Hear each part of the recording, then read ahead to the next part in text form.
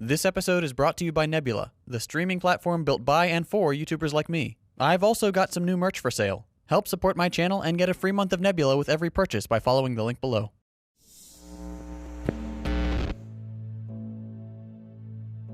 The CIA, from the very beginning, at least as early as 1951, has used the information that it has collected, and it has used the information in order to penetrate and to manipulate the institutions of power in whatever country it is operating in order to influence the course of events in those countries. And essentially this boils down to propping up those forces which are considered to be the friendly forces, and in penetrating, dividing, weakening, and ultimately destroying those forces which are considered to be the enemy forces. Since its very inception as the Office of Strategic Services, the clandestine operations group known today as the Central Intelligence Agency has engaged in some of the worst atrocities in modern history. In this episode, we're going to take a brief look at some of the crimes of the CIA, and consider the possibility that maybe the good guys aren't so good after all. The men and women of the Central Intelligence Agency. Without you, our nation's safety would be more vulnerable and our security fragile and endangered. The work you do each day is essential to the survival and to the spread of human freedom. You remain the eyes and ears of the free world. You are the tripwire over which the totalitarian rule must stumble in their quest for global domination. As with every aspect of American life, the functions of the CIA are hailed as a way to protect freedom and democracy. Its agents are applauded as heroes. On the surface, the notion of gathering information to better understand the capabilities of other nations seems harmless enough. But as you probably already know, the CIA is not simply the ears of the nation. They're also instigators, propagandists, spies, saboteurs, torturers, and all too often, murderers. This is a huge topic, and one that I can't possibly fit into a short video, so I'll leave a bunch of links to other resources in the description. We're going to focus on some of the big picture stuff. Let's start with election meddling. According to US politicians, there's nothing more sacred than free and fair elections. We accuse other nations of meddling all the time. Recently, it's been Russia, Iran, and China getting the accusatory finger pointed at them. But as much as we want to project an image of our nation as a shining beacon of truth and freedom, we are the worst offender when it comes to meddling in foreign affairs, and it's not even close. The CIA isn't a fan of subtle manipulation. The intelligence agency wants the world to see the results of whatever election or administration they're disrupting. What they don't want is for people to know they're the ones pulling the strings. According to one study, the CIA had engaged in 81 overt or covert interventions in foreign affairs between 1945 and 2000. And that's just the ones we know about, and not even counting the constant meddling and destabilization of the last 20 years. The CIA's weapon of choice for foreign meddling is the military coup. One of the earlier examples is the overthrow of the democratically elected Prime Minister of Iran. Based on what you know about US priorities and the resources of the Middle East, what do you think was the catalyst for this coup? If you said oil, congratulations, you're right. The US beating up other countries for their oil isn't just a meme. Masada had nationalized the Iranian oil company, which negatively affected US and British economic interests. To make matters worse, from a US perspective, Masada, while not a communist himself, had earned the support of the Iranian Communist Party. As you'll come to see, one whiff of successful non-capitalist economics and the CIA is called in to destroy everything. In this particular instance, Winston Churchill and President Eisenhower decided to overthrow the government of Iran. The CIA paid some of Tehran's most violent mobsters to stage protests across the city, and orchestrated trucks and buses full of people to come in and seize the area. Between 200 and 300 people were killed in the conflict, which of course the CIA expected would happen. The intelligence agency then propped up a government under the rule of the Shah, who reigned as a monarch heavily dependent on US support to maintain power. Masada was arrested, convicted of treason by the new US-friendly government, served 3 years in prison, and spent the remainder of his life under house arrest, all for the crime of trying to lead his country out from under the boot of Western imperialism. The truth about this coup wouldn't come to light until 60 years later, in 2013, when CIA documents on the subject were declassified. These documents prove the CIA's planning and execution of the coup, their use of propaganda, bribery of politicians, security and military officials, and their approval at the highest levels of government. You may be thinking, okay, if they declassified this information, that means they don't do that kind of thing anymore, right? Well, no. Have we ever tried to meddle in other countries' elections? Oh, probably, but it was for the good of the system in order to avoid the communists from taking over. For example, in Europe, in 47, 48, 49, the Greeks and the Italians. We don't do that now, though. We don't mess around other people's elections, Jim. Only for a very good cause. Can you do that? Do a Vine video on a former CIA director. Only for a very good cause in the interests of democracy. All right, thanks. Laura Ingraham clearly gave this guy the chance to lie and say that we don't meddle anymore, but he didn't take it. The CIA director openly bragged about meddling in foreign affairs for, quote, very good reasons. Call me idealistic, but I don't think there's any reason for a country to disrupt the election process of other nations. But here we are. It's out in the open that we do it to this day. Here's another example of a CIA operative bragging about the types of crimes the agency commits. We need to make the Iranians pay a price in Syria. We need to make the Russians pay a price. The other thing I would do... We make them pay the price by killing Russians? Yes. And killing Iranians? Yes. Covertly. So you don't tell the world about it, right? You don't stand up at the Pentagon and say we did this, right? But you make sure they know it in Moscow and Tehran. Here's the other thing I want to do. I want to go after those things that Assad sees as his personal power base, right? I want to scare Assad. So I want to go after his presidential guard. I want to bomb his offices in the middle of the night. Well, that happened about 2 years ago, as you remember, when his brother-in-law was... I want to destroy his presidential aircraft on the ground. I want to destroy his presidential helicopters. I want to make him think we're coming after him, right? These people aren't exactly subtle about the sabotage and violence committed by their organization. But let's return to the past for a minute. There are plenty more coups to discuss. Another study found that the US was responsible for no fewer than 61 attempts at regime change during the Cold War alone, all spearheaded by the CIA. Just 1 year after the overthrow of Mosaddegh, the CIA launched another coup to oust Jacobo Arbenz, the democratically elected president of Guatemala. This is the moment the CIA established itself as a weapon to be wielded by Western capital. The agency was approached by the United Fruit Company, a US-based corporation, because they were afraid new anti-exploitation laws in Guatemala would negatively affect their profits. The CIA also suspected Guatemala had ties to the USSR, and these two reasons were sufficient for them to launch a coup, oust the Guatemalan president, and install the first in a long line of right-wing dictators friendly to the US. This coup also set the precedent of the CIA lying to the president regarding casualties. So, by 1954, we had a largely unaccountable secret agency undermining democracy and national sovereignty around the world.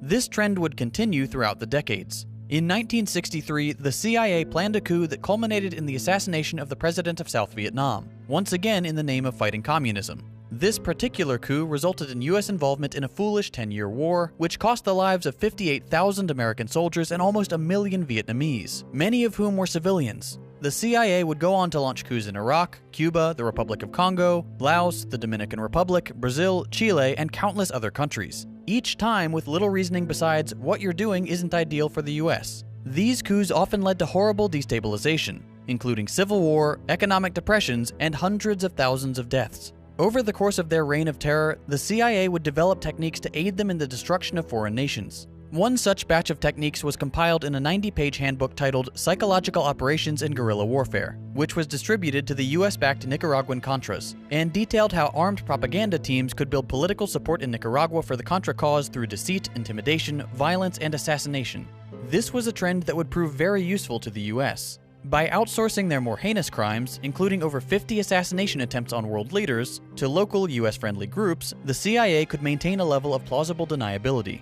Here's former CIA officer John Stockwell discussing his time in the agency and what their goals were.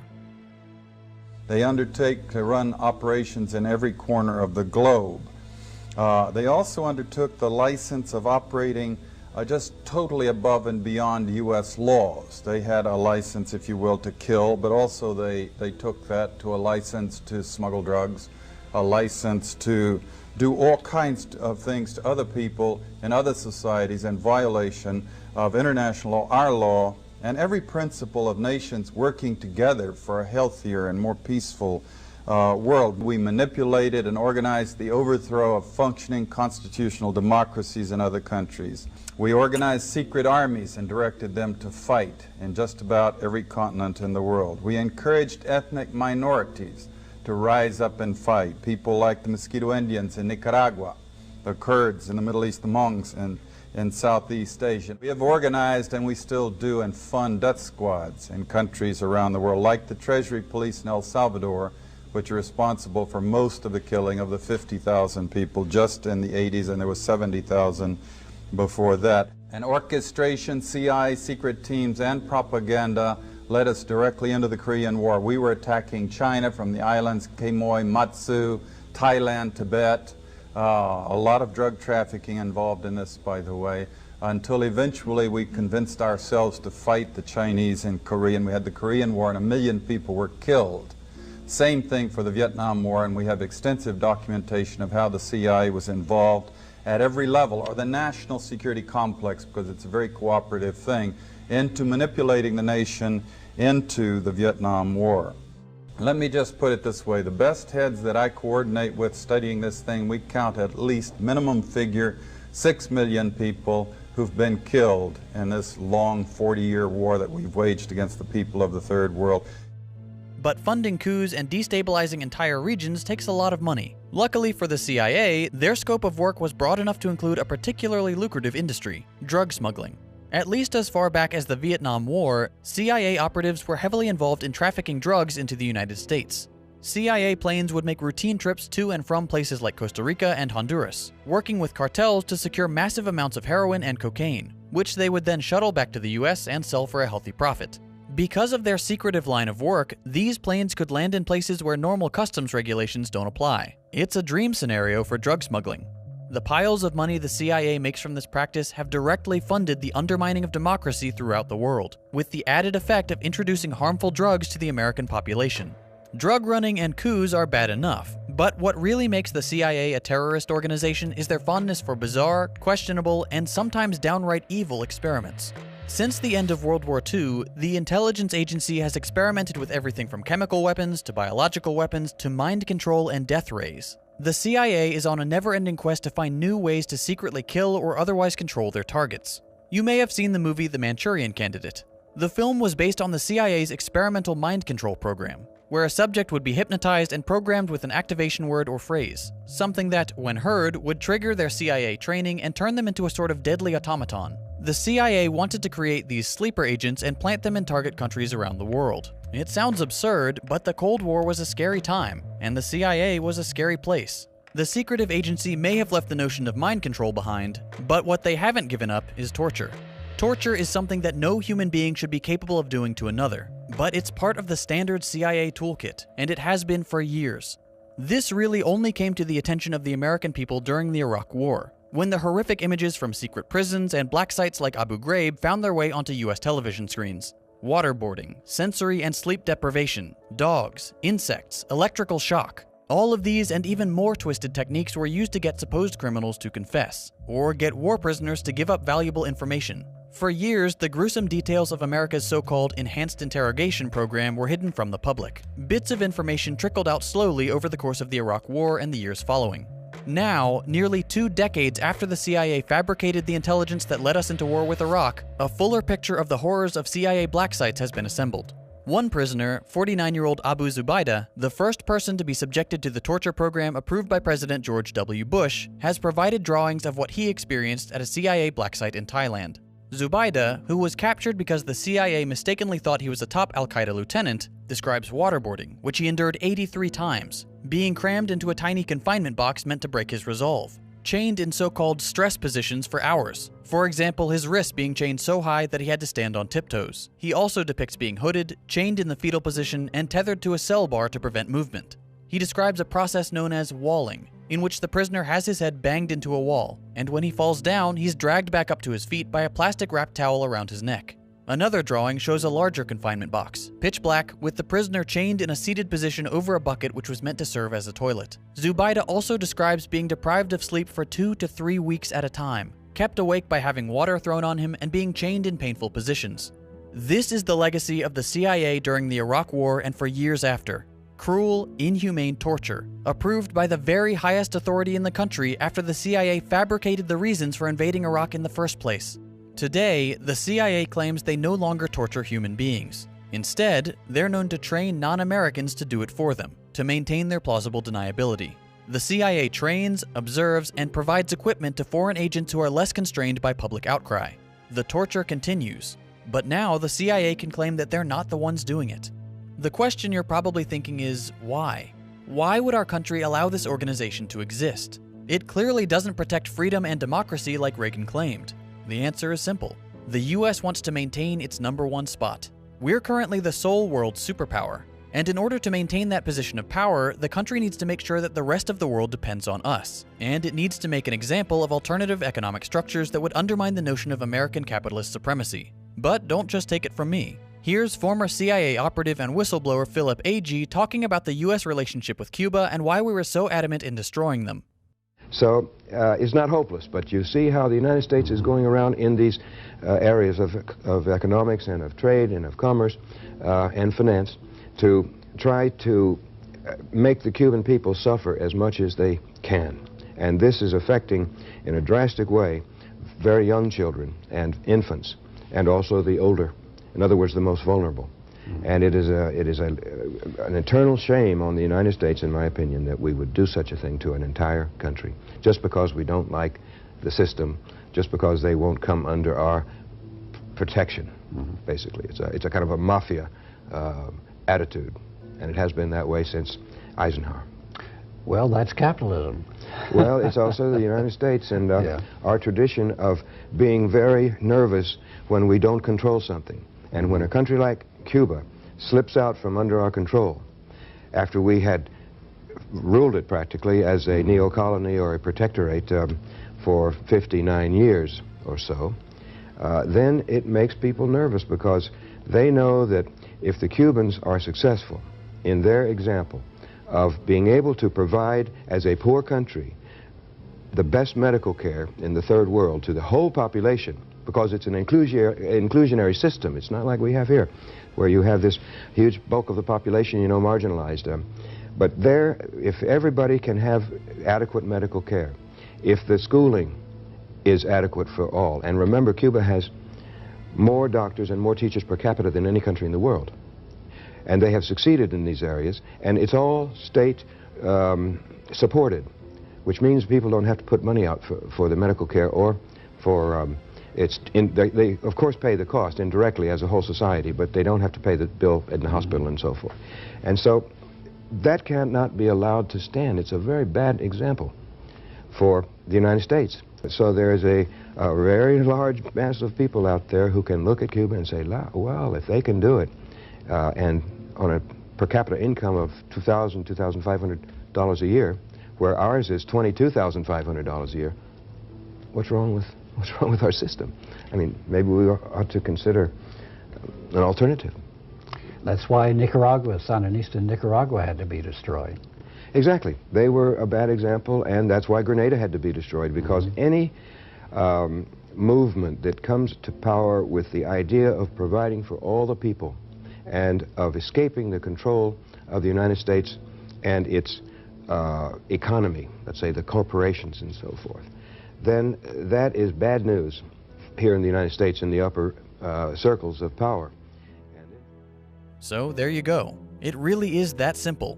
The US wants to maintain its global supremacy, and that requires destroying any competing economic system to prevent people from questioning capitalism, and it requires keeping the rest of the world under the boot of the United States. It's criminal and morally reprehensible, but who's going to stand up to the most powerful bully in the world? For those of you thinking that this doesn't matter because you live in the US, I've got bad news for you. In 1975, a U.S. intelligence committee found that the CIA owned more than 200 wire services, newspapers, magazines, and book publishers, and subsidized many more. A separate New York Times investigation revealed an additional 50 media operations run by the CIA, both within the U.S. and abroad, and another 12 publishing houses which had produced over 1,200 books secretly commissioned by the CIA. Okay, what does this mean? It means that the CIA has been running a secret propaganda campaign on American citizens for almost half a century.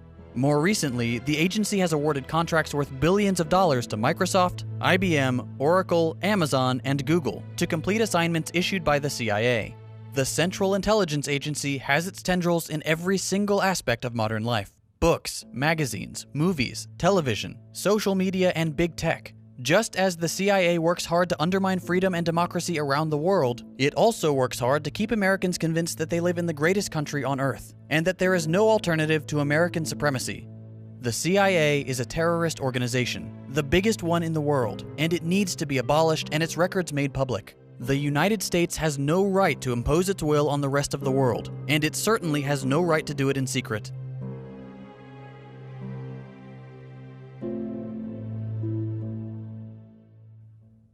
This episode was sponsored by, well, me, actually, and my streaming service, Nebula. You might know by now that Nebula is a streaming service created by creators, like me, where we get to experiment with the kinds of content that tends to get demonetized or removed by the algorithm. On Nebula, there are no sponsor messages, no censorship, and you'll get to see all my normal content before it goes live on YouTube. Plus, my fellow creators and I have exclusive original content that you won't be able to see anywhere else. For fans of Second Thought, if you purchase any of my merchandise, you'll get 30 days of Nebula completely free, automatically. So you'll get to support me and new amazing educational content, plus get access to tons of shows from your favorite creators, ad-free. We can't do this without your support. So head to standard.tv/secondthought, check out my stickers, posters, and t-shirts, and get some great Nebula content on me. If you enjoyed this video, consider dropping a like. If you hated it, a thumbs down. Subscribe and click the bell to be notified of every new episode. You can check out my previous episodes by clicking the links on your screen. Thanks for watching, and I'll see you next week.